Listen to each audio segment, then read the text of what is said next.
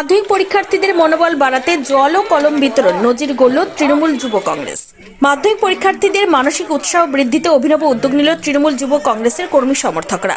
নবগ্রামের Anantapur high school চত্বরে পরীক্ষার্থীদের হাতে পানীয় জলের বোতল ও কলম তুলে দিয়ে নজির গড়লেন তৃণমূল যুব কংগ্রেসের কর্মী সমর্থকরা।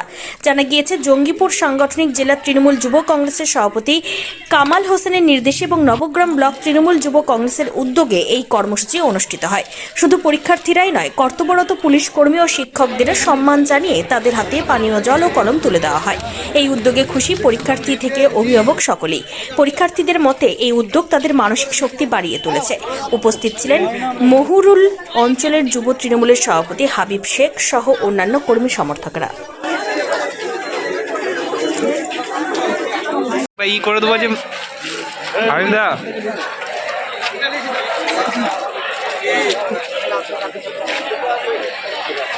আজকে আমাদের আপনার জঙ্গিপুর সাংগঠনিক জেলা তৃণমূল যুব কংগ্রেসের সভাপতি কামাল হোসেনের নির্দেশ মতো নবগ্রাম ব্লক যুব তৃণমূল কংগ্রেসের উদ্যোগে আজকে মাধ্যমিক পরীক্ষার্থীদের মনোবল বাড়ানোর জন্য তাদের পাশে আমরা আজ দাঁড়িয়েছিলাম।